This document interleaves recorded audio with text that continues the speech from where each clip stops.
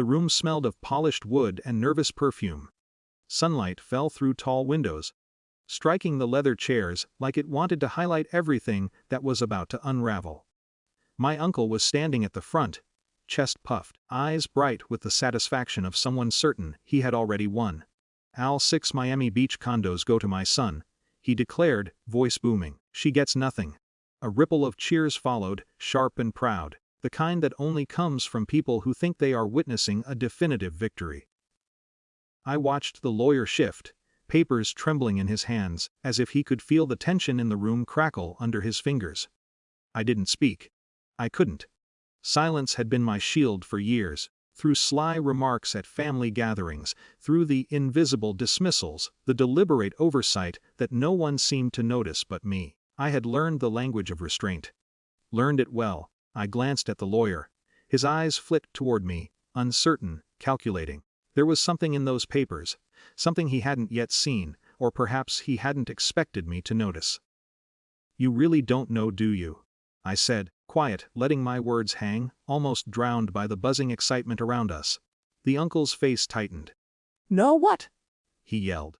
Red crept up his neck, his hands trembling, not with age, but with disbelief that control could slip so suddenly. The lawyer looked down at the documents, confusion crossing his features.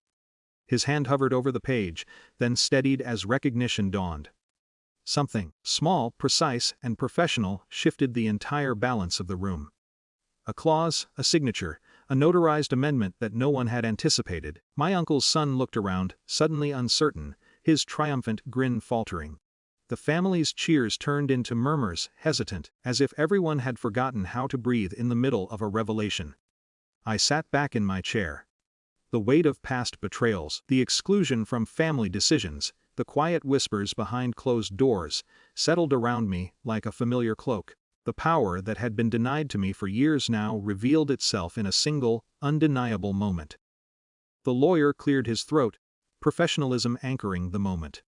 "According to this document, the distribution must proceed differently. The 6 condos will be allocated as specified here," he said, voice steady, neutral. He didn't need to raise his tone. Authority had already spoken. The room was silent. For the first time, I saw my uncle hesitate. Not the smugness of a man certain of his victory, but the stark realization that he had misjudged the room, misjudged me, misjudged the law itself. I could feel it, the quiet shift of control, subtle but undeniable. My patience, the years of measured endurance, had finally met the right leverage, and the leverage had authority behind it. I did not smile. I did not revel. The satisfaction was private, contained in the calm settling of my shoulders, the quiet knowledge that what was rightly mine was now secure. The lawyer filed the documents with a soft rustle, an almost ceremonial confirmation of the shift. My uncle's protests faded under the weight of legal finality.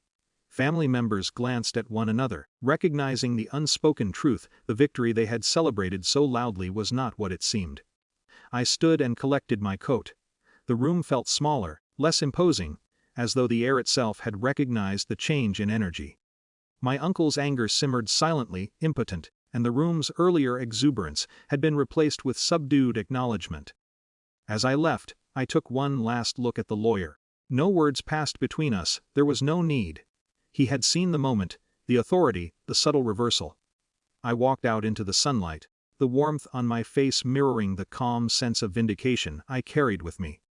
The memory of betrayal lingered, as it should. But so did the quiet certainty that the enduring patience had mattered, that restraint had become leverage, that a measured approach could outlast loud arrogance. I did not celebrate. There was nothing theatrical, just the subtle satisfaction of justice achieved in its quietest, most enduring form. Outside, the city moved on, oblivious to the small but definitive reversal that had taken place. I felt no need to recount it. The authority of the law, the calm control, the quiet vindication, that was enough. I walked toward the street, the sounds of traffic and distant waves greeting me. The room behind me would remember the shift, even if the family could not articulate it. My uncle's pride had been checked, my own patience affirmed, and the power that had been denied was now quietly, undeniably mine. No one cheered. No one clapped. The victory existed in the pause, in the measured exhalation of a long, held breath finally released. And for the first time in years, I allowed myself to feel that the weight of endurance had been worth it.